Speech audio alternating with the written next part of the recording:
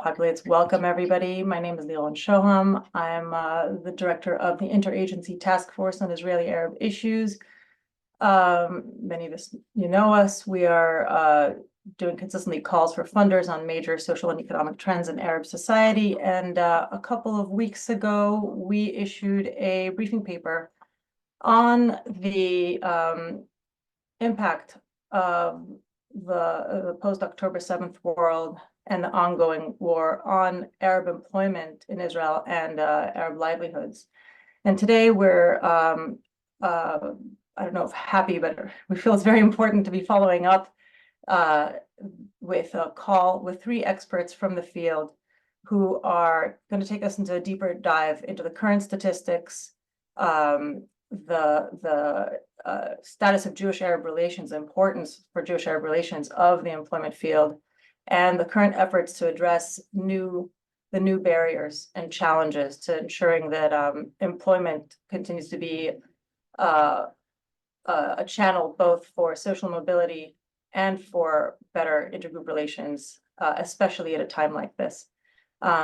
I'm delighted to introduce Michal Barak, one of our senior Israel representatives, to introduce the speakers and host this call. Michal, over to you. Thank you. Okay, so good evening, everybody. So we will discuss tonight here, the financial, economic, and employment implications of October 7th and the war. As the result of the war, the unemployment rate among the Arab community has risen, and there has been a significant decrease in the ability of Arab families to support themselves financially. In our discussion today, we will focus on several perspectives. We will begin with a general overview from Fadi Elbora. Fadi is currently the project director of employment matters at the Situation Room in Kfar Kasem. I think many of you have been to a discussion that we've had about the Situation Room in Kfar Kasem. It's a collaboration between the Authority for Economic Development for the Arab Society and the Committee of Arab Mayors. Its establishment was aimed to maintain contact around emergency issues with the Arab local authorities, but a couple of weeks into the war, it became clear that the most pressing concern for Arab society was really the economy. So Fadi was called to run the show, and he'll tell us about the repercussions of the war on the economic landscape of Arab society. He'll discuss some of the proactive measures undertaken by the Situation Room to generate employment opportunities and to enhance the economic outlook. The dire economic situation evokes concerns about potential escalation of crime rates, and Fadi will also share with us initiatives that are being implemented to address this aspect.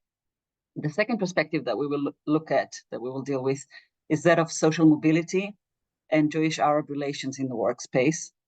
The events of October 7th and the subsequent war have profound implications for the integration of Arabs into the Israeli economy, affecting employees, employers, and shaping the perspective of young Arabs regarding their future.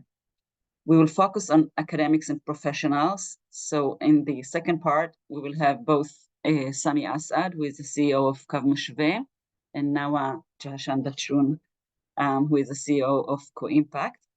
Kav Mashve is an organization dedicated to advancing students and academics from Arab society into quality employment.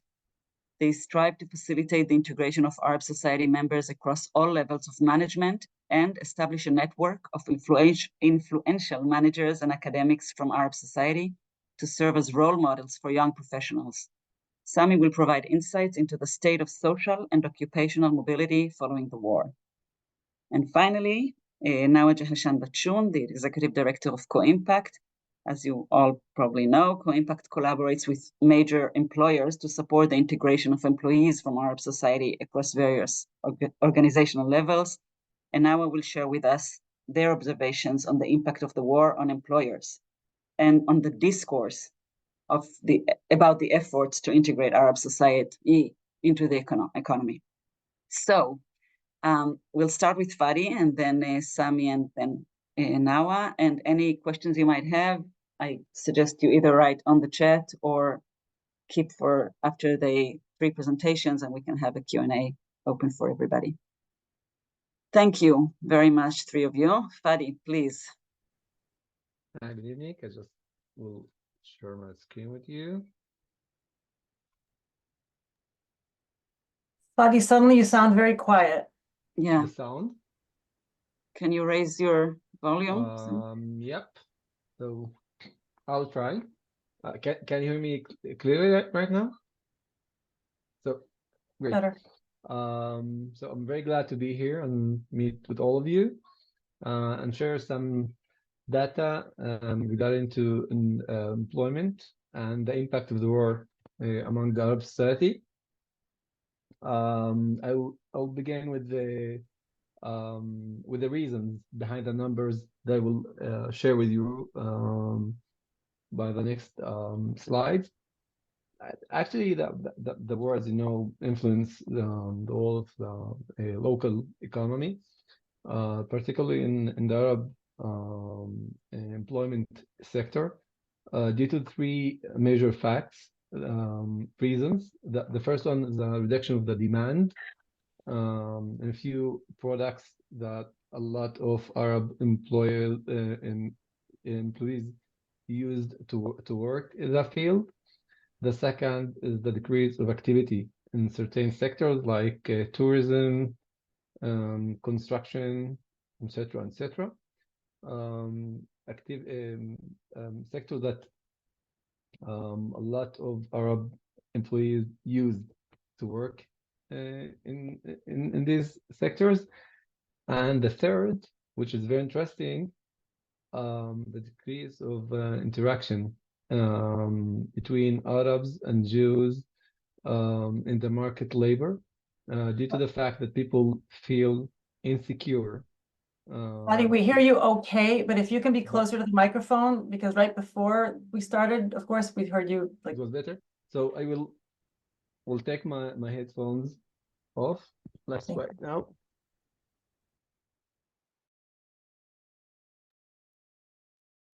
Nope.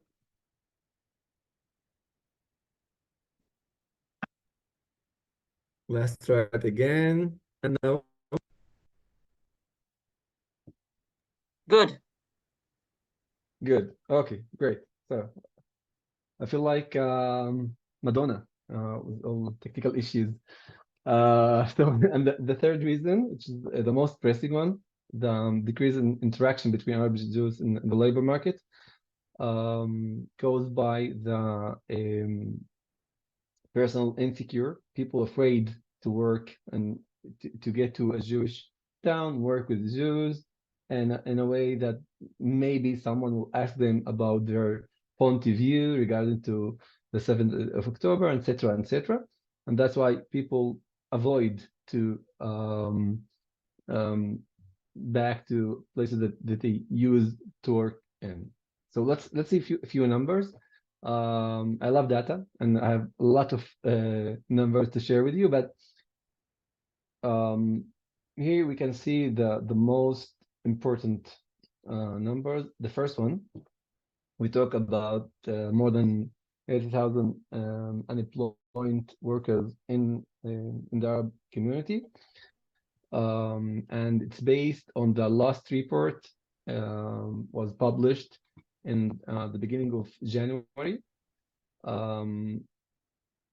We still wait to the updated data regarding to January, and probably it will be worse than that because the return to work rate very bad, as you can see in here, comparing with the Jewish community.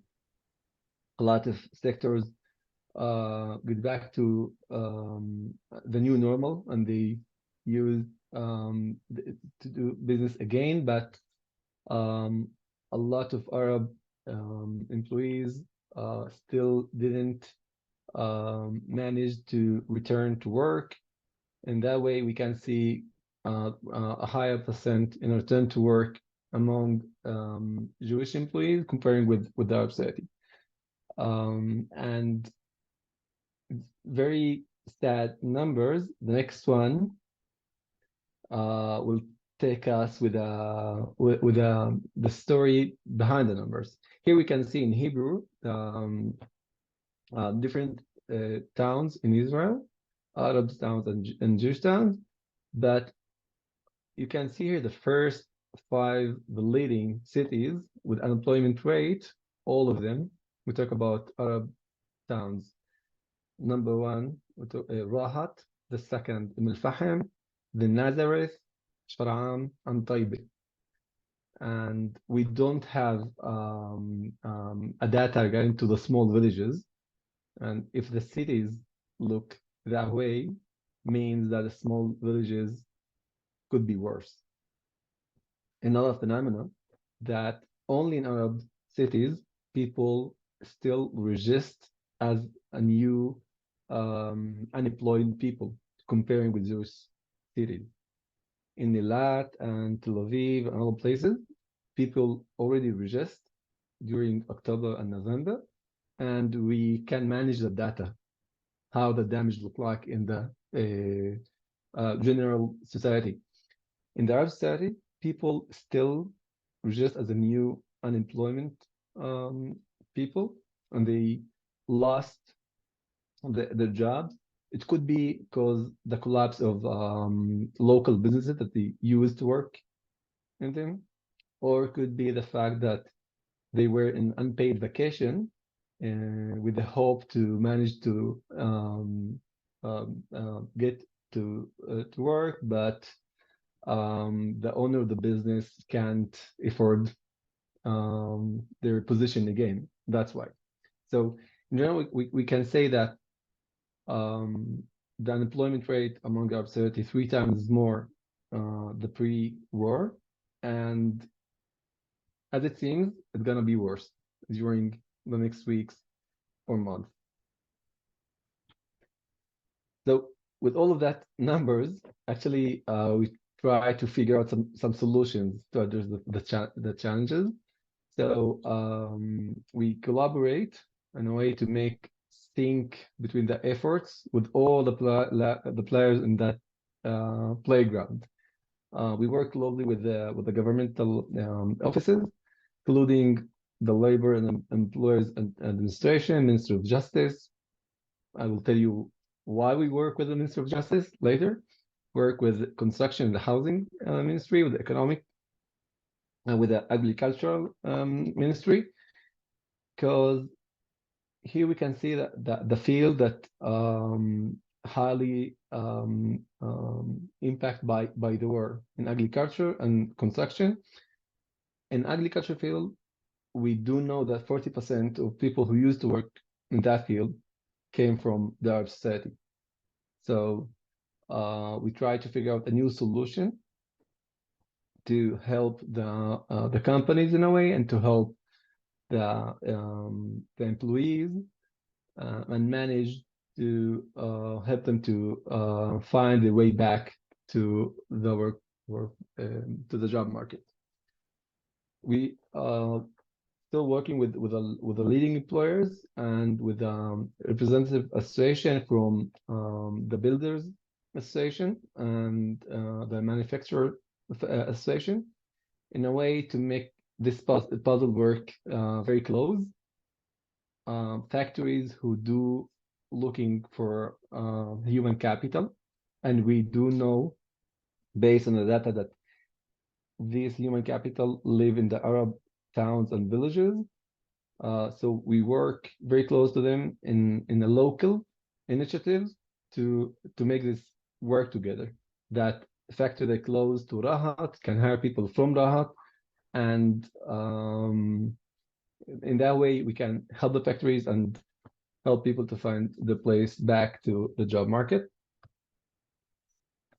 Actually, in the way we work with them, including data collaboration and gathering, it maybe sound bizarre a little bit, but still in Israel, there's we can find updated data that we can share with everybody.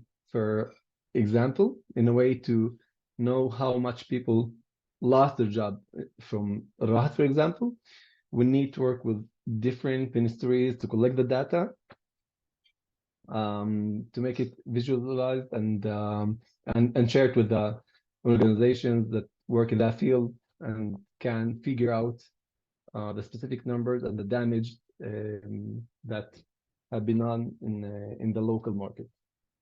In that way, we work with employers actually, with a specific field that we put focus on, and make a lot of local meetings, local initiatives, in a way to help them get direct access to human capital in the Arab society. We put a lot of efforts with other partners, the employment development organization, in a way to keep the employment resilience among the Arab employees, because people can get governmental support and governmental payments, let's call them, till 3 months maximum, and when it ends, so it's end, people will have no help from the government, from any kind of governmental authority, in a way to help them to finance the family, to finance themselves without job. And even if they can't find a job or can get back to the job that they used to work before, we launched a lot of raising awareness campaigns. The first one dealt with the tension between Arabs and Jews in workplaces, and put focus on the health, the local health system, campaigns that targeted the issues of rights and how to register as someone who lost his job and to get any payment or help from the authorities. And the last one, campaign that deal with gray market, let's call it, in a way to help people not to avoid any loans from criminal families or non-formal banks, call it that way, in a way to control the influence of their families to the Arab society. And we work very closely with legal advocacy organization, and same time with the Ministry of Justice, in a way to manage any I forgot the name, sorry. Michal, can you help me with the aflaya? Discrimination. Discrimination in job places. So with all of that approach, we try with all partners in the field to minimize the damage and make more efforts that very targeted and specific to help people to find their place back in the job market. With this album, actually, we can see a couple of examples with a campaign regarding to rights in job market, campaign that promote people to find a position in agricultural field. Sorry, and a campaign regarding to the tension between Arabs, Jews, in public spaces and in the companies. And here we can see the picture from a meeting held 2 weeks ago in Al-Fahim with a local municipality and employers and local organization in a way to work together, kind of local collective impact effort initiative, in a way to help them to work together and manage to help people to find their way back to the job market. And this one here with the red and black colors, the last campaign we launched regarding to the gray market, and to help people to help find any solution out of the gray market loans. So this is in a short, kind of glimpse to know more about the influence of the war among the Arab employment in Israel. So Thank you, Fadi. you're welcome. Thank you. So, so I understand, well, we'll talk about it a little later, but I understand that your focus is locally, right? To try to combine and to match work seekers and the different coalitions, like the manufacturers, the At the same agriculture. time, working with the ministry and governmental authorities and working locally. Thank you. You're welcome. Okay, so we will turn now to Sami Assad, who is the CEO of Kav Mashve, and we'll shift our focus to academics and professionals. Okay, thank you. Do you see the presentation, the slides? Yes. Yes. You see the slides? Yeah, very nice. Okay, first of all, good evening again, and thank you so much for this opportunity. I highly appreciate it. Thank you, Liron and Michal, for this opportunity. And starting to say that you know, the horrible events of October 7th catch all of us in a complete shock as human beings, as citizens in Israel, as Palestinians, and actually left a lot of concerns and confusion, actually. And the war after the events and all the war and the tough war and actually affect all of us here in Israel, as you know. And when I talk about to be worried about the situations of the Arab community integration, we as a NGO promoting the Arab talent academics integrations in the Israeli labor market, and we have a lot of achievements. We and all of our colleagues in the field, we're afraid about these achievements, about the vectors and the trends of integration that we see in the last decade, at least. So for that, we afraid about stagnation or regression in the process of integrations in the Israeli labor market, and the chances to fulfill our capabilities, our will and desire to be part of the labor market. So for that, we have a lot of concerns, but actually a few days after the events, October 7th, we and our team decide to, you know, to be in the, to move from the concern circle to the influence circle, and to see what is the proaction actions that we could have in order to assess, help, and take forward a few important actions. So for that, we actually, just a minute here, I put this slide, yeah. Before I or talk about the actions, actually, here we have a slide, which is a very important slide for us, because, you know, in the upper side of the slide, we see here a very clear, consistent improvement of the integrations of Arab young people in the Israeli academic institutes.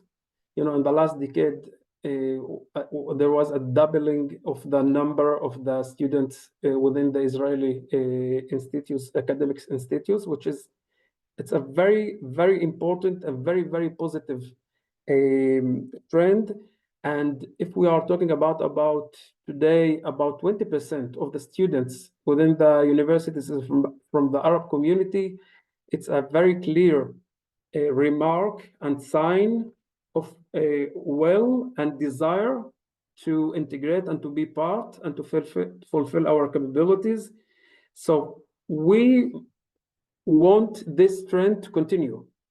And for that, we start, this is the let's say, this is the one one of the two trends important that it's very important to talk about it.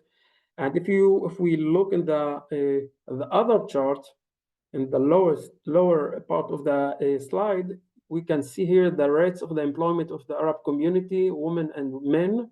And if we look till the third quarter of 2023, we were in an amazing rate of 77.9% of the Arab men integrated in the labor market, which is the highest rate. It's the highest rate since 1964, in the last 60 years.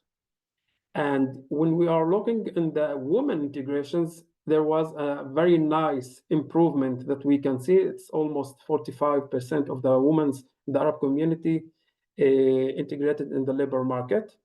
And after the war, we starting seeing decline. So for that, it's very important to put here the macro and our concerns regarding the integrations in the academy and in the labor market. And as we know, all of us, minorities is the first to be in any crisis, the first to exit the job market and to be the last to return. So it's another concern. Anyway, there is a lot of concerns, but if we will talk about proactivity, we as a Kav Mashve team starting having a few actions. We start talking immediately with all the participants and all of our programs, and to check that everything is okay, and to share them our thoughts, and to learn what is the concerns that they have at these times.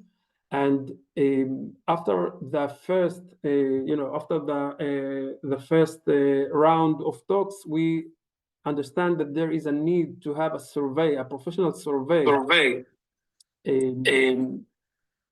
Yes, we have a professional survey within the Arab students before starting this year studying, and we have a few data that I could share with you. One of the most important data is that 78% of the Arab students insecure exposing and express their opinions, and 56% of them feel unsafe to return back to campuses. 7% of them talk about thinking to freeze or to stop their studies, and 4% to relocate their studies abroad. There was another data, but it's the most important data that we have in this survey. And there was a very impressive chapter in this survey of recommendations to the institutes that we put in this survey, and we send our document survey to all the presidents of the colleges and universities in Israel, and they thank us and they appreciate this effort. And we were in the positions to give the service and the recommendations to the institutes in order to lower the rates of tension within the campuses. Actually, there was a few. I could say that the most of the universities take a few actions in order to open the universities and the campuses in a good way, and we highly appreciate that. We have discussions with a few deans within a few universities, and we could see here in the slide, we took one data from a very good and excellent research of Co-Impact, our colleagues in Co-Impact and Accord, that we could see here that there is, I could say a general, there is a suspicion and afraid between Arabs and Jews in the workplaces. And there was another survey that our colleagues from Tsofen NGO run within the high-tech industry employees from the Arab community. There was a lot of quotes of the participants in the survey talking about that when we are talking in our day-by-day conversation, when we are talking about social or general issues, everything is okay. But when we start talking about politics or security and all these sensitive issues, there is a kind of, let's say, clash or kind of tension between the both sides. So there is a sensitive situations in the workplaces. Even actually, we don't see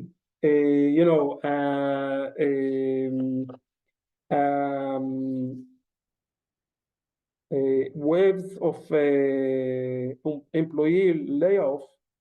We have concerns about the future, about the integration, and we as Kav Mashve and our colleagues in the field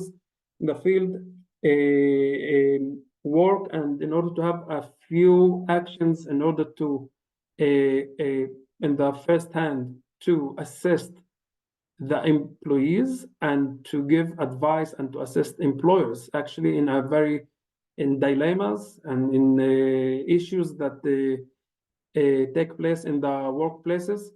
And for that, I think that Nawa will assume that Nawa will talk about the employers and the dilemmas that they face day by day. And we continue our activities in increase and strengthen the modeling within the Israeli Arab community in the way that we want to achieve and to contribute to more and more success stories of people that not only integrated in the first level positions, but they have the promotion to be in the management positions and high positions and senior positions, to have the influence within their companies and open doors and to be the role models for the young people in the Arab community. So for that, we now, in this period, actually, we have a lot of actions, intensive actions, to expose this success stories for the young people in the Arab community. Every day we have from our alumni program people that arrive to the high schools, and they meet with the pupils in the schools and share their experience, share their all the challenges that they face, and the fact that they do it, and they are in high positions in their company, in order to maintain this motivation to be part, to go to the academy, and then to be part of the labor market. In 2 weeks, actually, we will have a conference in the city of Baqa al-Gharbia, which is a big, large city in the Arab community. The conference, the center issue in this conference is exposing success stories, and the audience will be young people from the Arab community, pupils from high schools, gap year generation, and students, actually, in order to maintain this factor and to maintain this motivation for the Arab young people to believe in themselves and to go to high studies and to academia and to continue their career.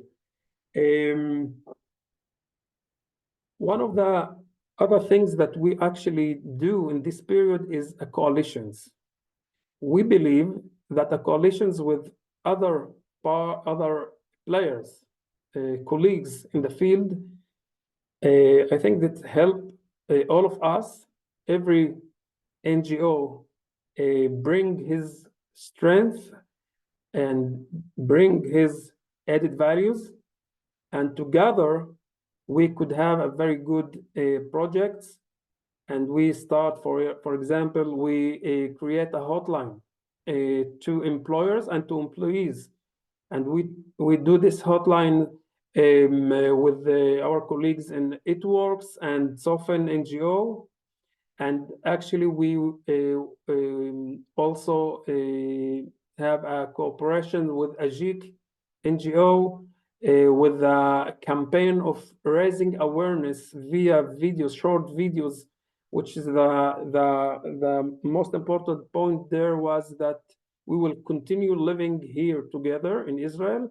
So we're proud that we take part in this project, and we will continue our collaborations with other NGOs in the field, and we will continue supporting our participants, and will be in the place to assess any call and dilemma from any employer regarding Arab-Jews relationship within workplaces. And I could say that I think that I talk about the main activities that we are now continue with it now. For sure, it's very important now to continue the basics of our programs. You know, all the programs that we lead, developing the talent people to managerial positions, actually will continue with it, and we will have another adaptations and another activities because of the period now, in order to maintain as can as possible the situation. The last thing that I want to say is that I actually very proud and happy and glad to say that in the last month we had the appointment of our new co-chairman, which was Arab chairman and Jewish chairman, because it's very important this period to have a say of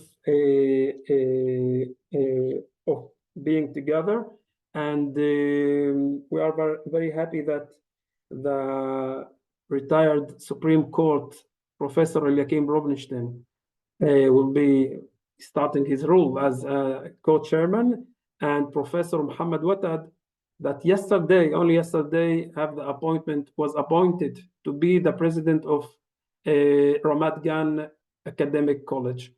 So we continue doing all our best in order to keep the relations between Arabs and Jews as possible is good as possible, in order to continue the trends of integrations of the Arab community in Israel. Thank you. Thank you, Sami. Can you please stop the sharing? Yeah, for sure. The screen share. Thank you. So I think what we wanted to show is really, on the one hand, effects of the war on construction, tourism, agriculture, etc., and the efforts that are done by the Situation Room, and on the other hand, the implications of the fact that there is such a harm to trust between Jews and Arabs, and how it affects the workplace, how it affects young people that are wondering whether to go back to school or to start school, and that are wondering if they can ever integrate into the labor market, and that's where Kav Mashve is trying to work with other organizations, and the last perspective that we can look at this field of Jews and Arabs in the labor market, and that our worries from the what will happen to the trend of mobilization and of integration that was starting here in Israel is with Nawa, who works with employers actually, and some big employers in Israel, and she'll share with us what they do with and what they see coming from employers. And thank you, Michal. Sorry, I am a little bit sick, but I think I will manage. And if you don't hear me well, please tell me. Thank you so much for the opportunity to speak about the complicities of the business sector and the Arab society that we are facing since the horrifying events of October the 7th. As Sami said, it's really horrible events that took us by surprise. The entire population of Israel has been struggling to cope with the emotional, physical, and social consequences of the situation, including the companies that needed to deal with the consequences of these tragic events. As you know, Israel, we have been having many crises over the years, but none of them was as this crisis, as this war and horrible times that we are having. And this had a different impact on the companies that we are working with and, of course, on the field as a whole. First, I would like to present to you the context before the October the 7th. As you know, 2023 was already a complex year, and it was also hard for us to advance the diversity and inclusion and the employment of the Arab society and in the job market that was affected in several ways. First, we had the economic and political crisis following the promotion of the legal reform, and it has really affected the attention of the companies too on promoting Arab employment. Second, we had the high-tech crisis. We saw that the economy affected the high-tech industry, and we saw freezing in recruitments and processes. We also, as I said, felt this year, in comparison to other years, the interest of companies to promote diversity and inclusion, where everything is not certain, and the situation was really unclear and even not positive. Moreover, as you know, the Arab society has the violence and crime issues that affect us all. This has effects also on the social level, but also on the personal level that affect even employees. All the discussion about division of budget dedicated to the Arab society was not only after the war, but was also before the war. During this period, even I'm talking about the period before the war, we were very attentive to the needs of the companies. We worked very hard to promote diversity and inclusion and to bring added value. And I will tell you later why I'm focusing on that, because all the efforts that we have been investing over the last years and in 2023 with the circumstances that we had were really important to deal with the situation that we found ourselves in after the war. Leading diversity and inclusion is not only about giving the tools to the companies, it's more about building the infrastructure in the companies. It's bringing the leaders to talk about diversity and inclusion. The leaders are very important to us, the business leaders, because for us, they can be an alternative for the political leaders who can bring different voices to the general public. On the other hand, we were very focused on the Arab society, meaning that we wanted the Arab society, my society, to know that whatever is happening, the political situation, the economic situation, the Arab society will not be left behind, and the companies are still focused on this issue in spite of all the challenges that we are having.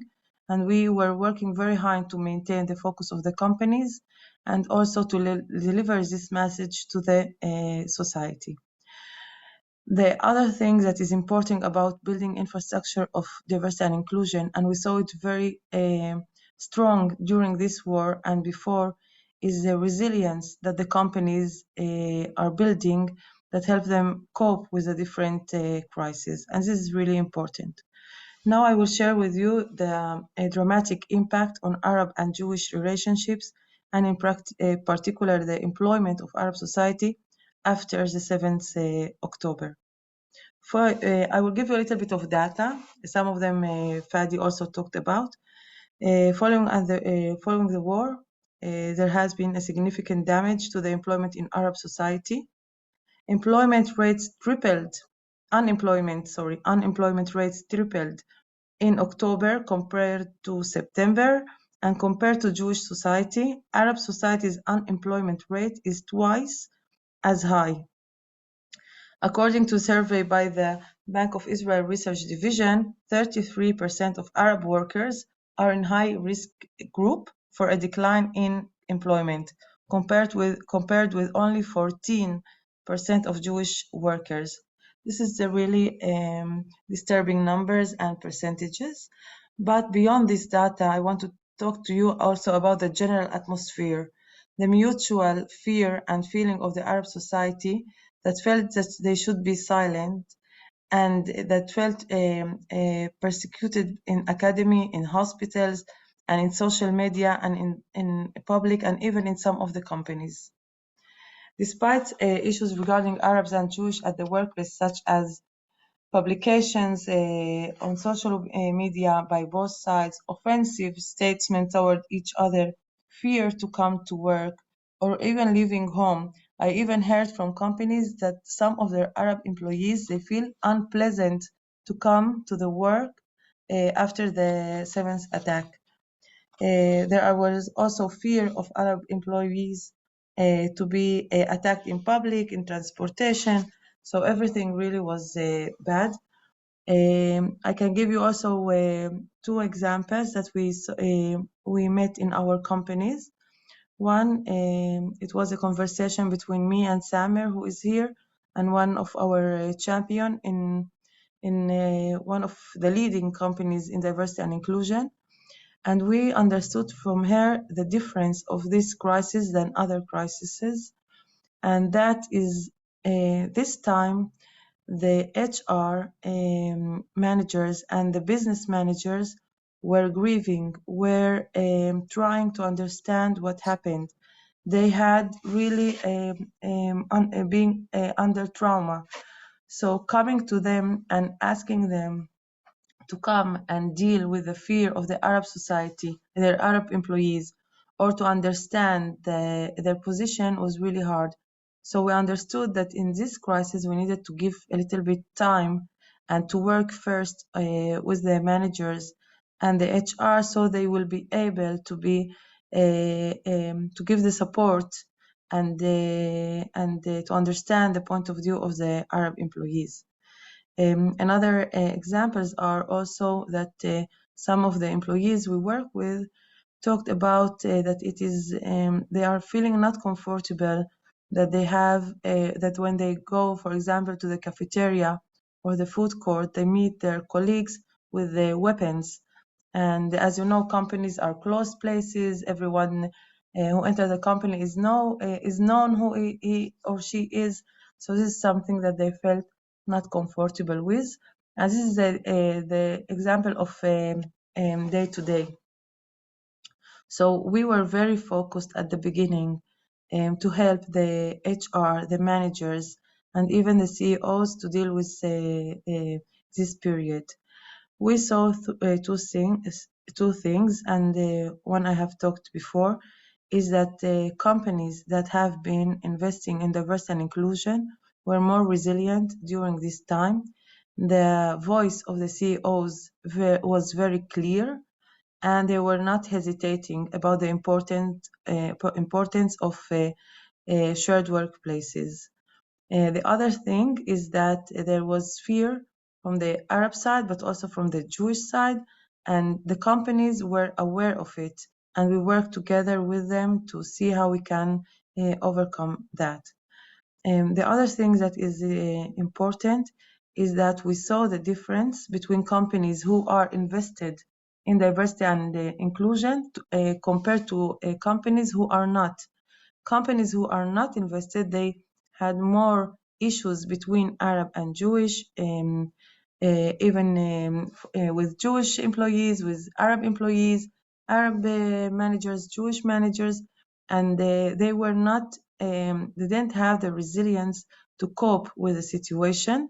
Some of them has turned to us, some of them has turned to our partners, and this shows that it is not something that you can deal with it only with crisis. You need to work on diversity and inclusion in normal times. To be able to understand more the situation, we have conducted a survey, which Sami mentioned, with our partners in Accord. And we had the opportunity because we had some data before the war, and the data was about the attitudes and perceptions of employers with a Jewish majority's workforce and employees and candidates from Arab society towards each other. So we had the data before the war, and it was really, of course, something that we didn't know that we can use it afterward, because what we did is that we did the survey again after the war during November, and we are planning to do it another survey on the same participants again in the next few months, and this will help us to understand the situation better and to give the intervention that is more specific to the needs that in the field. So in this manner, it really was a unique research, and really gave us a new look about the what we all was seeing in our work. This research is a really strong basis, and I want to share with you the main and critical observations. One, that there was a significant decrease in the trust between Jews and Arabs in the workforce. This is very disturbing. And there was also a significant decrease in the motivation of Jewish employees and managers to work with, for, or be managed by Arabs. So these are really disturbing data that is based on research and not only what we meet in the field. And it's really critical and important to know, because it says that we have a lot of work to be done. It is very important to understand that we see that the inclusion of Arab society in the business sector now is at risk. And shared workplaces might be at risk of seeing the achievements of the last few years that we and our partners had been working very hard to see them demolished, and to see that there is more polarization and more separation in the Israeli society, and this is really disturbing. After I have drawn you a quite negative picture, you surely ask yourself what can be done to improve the situation in this very tense and sensitive period. I want to tell you before I continue that I told my parents that if I wasn't working the work I am doing, I think I would be hopeless, crazy, I don't know what, because it really helped us to see the good side of the people who want the best for us. So Nawa, first, yes. last few sentences, right? Yes, we're in the end. So it is important to say that, by the way, I didn't finish my time. So first I want to say that it is the new normal. The crisis we are in is the new normal. We have to work in the companies, and we will continue that. And we see this strong leadership of the companies as our ambassadors to the change. We have to bring all the stakeholders, as Sami and Fadi mentioned, and we are working closely with the NGO forums, and Kav Mashve is one of them, with to stop what is happening in the government and to give hope to the Arab society. I will not mention all the work that we are doing with the different partners that we are doing, but I want to say that we have hope of what is happening. And we understand two things. I understand that you cannot promote the employment of Arab society if you do not invest in the infrastructure and the diversity and inclusion and the real work and long-term work of Arab employment. On the other hand, if we don't have shared workplaces, we will not have here shared society. So it is important to continue to do that. We are very optimistic. It's really a hard time, but we will continue doing what we are doing for the next coming years. Wow, thank you, Nawa. It was a good way to end our presentation. So thank you all very, very much. I'm wondering if any of you would like to raise questions. We have Sarah asking about Moody's, the latest news from Moody's. I just want to say that I guess it's a little too early, but one of the things that actually all three speakers talked about is that in an economic situation when we know that things are going worse, and it might be just the beginning, Moody's might just be the beginning of a decline, then companies will be more reluctant and hesitant in hiring Arab society, and it will be easier for them to actually let Arabs go. And that's, I think, the natural, what we can actually expect to happen. But if any of you want to say anything else about that, we're happy to hear. I see there was another question that I didn't get to read yet. So here's my chat. Linda. Oh, okay. Yeah. Compliment. Plotting the. So if any of you want to say anything else about Moody's or the other question I wanted to ask you all, if you have anything you want to share about that, it sounds from the different perspectives that you all shared that the Arab labor market is very vulnerable. It's very and we know that, as Sami said, they are the first to suffer and the last to go back. And I'm wondering if you have any thoughts about that, because all of us are invested in making sure that the economy and the Arab society actually mobilization and there is more integration. And at the end of the day, something like that, like the war happens and we see the vulnerability. So if any of you want to, answer anything, either that or the Moody's question you're talking. Fadi, please. Thank you, Michal. Actually, thinking about it as an entrepreneur, I'm looking for the opportunity in that chaos that we deal with right now. So I assume that it's the best opportunity we can imagine to redesign the local job market, because it's insane that 30% from construction sector came from the Arab society, and only 3% from the tech industry came from the same society. It couldn't work anymore in that way. So I don't have a solution. It's kind of a glimpse and an idea. And with your support, all the funds that participating here, it's kind of invitation to invite you to work with a local organization, Kav Mashve, Kav Impact, Solfen, Rayan Center, etc., in a way to redesign the local job market. Because when I'm thinking about the next catastrophe or the next war and the damage that can be done to the Arab society, it makes me not lost the hope. Let's go that way. So yeah, please help us with redesigning the job market. Thank you. I have to say, one of the opportunities that came up in all of your presentations is that emergency and situation actually create collaborations, which are very, very interesting, even between government, employers, of course, the civil society, and that might be an interesting. I think the Arab society in this crisis has showed that collaborations are possible and are very effective. We're actually on time. It's already 8 in Israel, and I guess 1 p.m. in New York. But if any of you have a few more questions, we have a couple of more minutes that we can stay. Okay, thank you all very much.